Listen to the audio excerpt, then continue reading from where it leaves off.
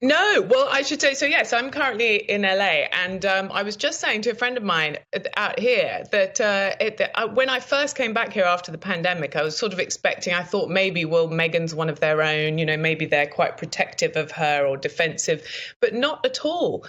She's just a figure of fun out here. And what the crucial misstep that she made is forgetting that in California, people, and in the whole of the US, in fact, people love the Queen.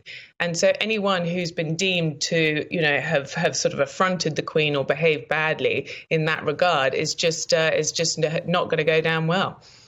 That's interesting, actually. Meghan, is this the type of thing, Celia, that people do over there, though, try and claim a word? Because you remember Posh Spice tried to do it once back in her heyday and was very quickly found out. Found out, I know, and there was some sort of ludicrous legal sort of battle around it, wasn't it? Which is where things get very embarrassing. I mean, this is just, it's been unanimously agreed that this is a preposterous thing to do, and in fact, the only thing that she should be trademarking is possibly, well, a few words. Maybe she could trademark arrogant, entitled. And preposterous, because all of those things are uniquely her. But this has been around for a while as a word, but it's just so archetypal of her sort of narcissism, isn't it? It just, the idea that you can own a word. Why not try and own the Parthenon while you're at it? It's just a sort of. But I do think we've now reached a point where, even though I never cease to be amazed when these stories come up, and you would think by now that we would get used to it, I never stop being surprised at how badly both of them really have messed up, what could have been a really sort of easy win for them. Exactly. There's almost, Celia, this gross commercialisation of everything they do. And why do they need to go down that path? They're being paid tens of millions of bucks by Netflix, tens of millions of bucks by Spotify. They have the deal with the bank.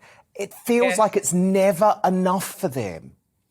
No, and the other thing that I think it is going to be a problem is that all of this at the moment is bluster and hot air and sort of grandstanding. And actually, think about it. This deal, this Spotify deal, was done in 2020, supposedly for 18 million, which is a huge amount of money. But at some stage, they're going to have to deliver the goods. So, all this sort of protection and sort of creation talk of sort of big talk of creating brands and exactly what's going to happen. But what have we actually seen? What have they produced at the moment? It's no good. So far for Spotify, they've produced about 20 minutes of content. It was utterly awful.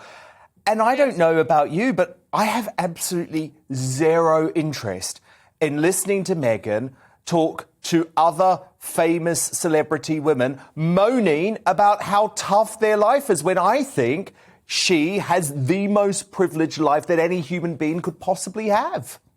Well, by any yardstick, she does, and so this she's going to have to rebrand herself at some point. She's going to have to actually produce the goods.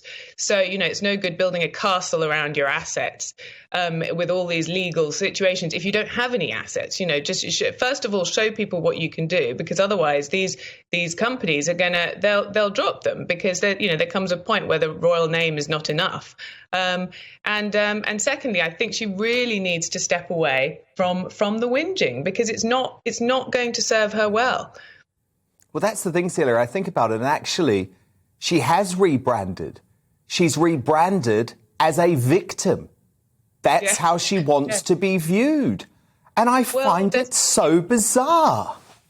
But that is a cultural thing, where there is, victimhood is not only provides status, but it provides a lot of cash.